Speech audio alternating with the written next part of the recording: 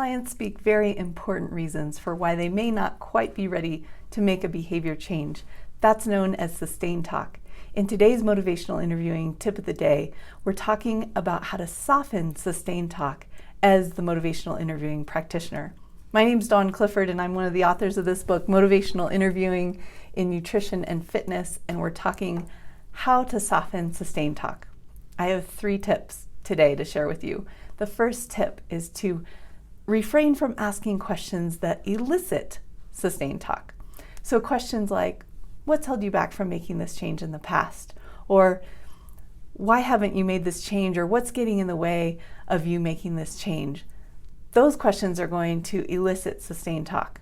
1 or 2 of those questions here and there is fine, but we want to make sure that most of the questions we're asking elicit change talk. The second strategy to soften sustained talk is when you hear it, to use simple reflections to reflect it back to the client.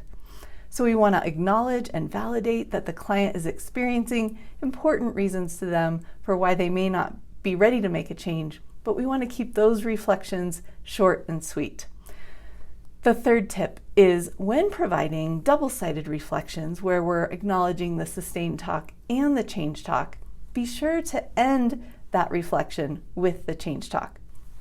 So let's say a client says, I haven't had much time to be active, but I know on the days that I'm more active, I feel so much better.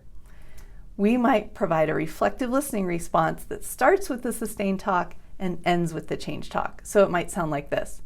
You're looking for ways to be active that don't take a lot of time. And you're also noticing that in the past, on the days you were active, you felt so much better and had more energy.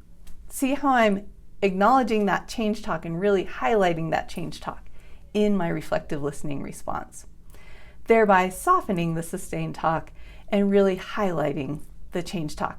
Those are 3 tips for softening sustained talk. My name's Dawn Clifford. Please subscribe to my channel, and thanks so much for watching.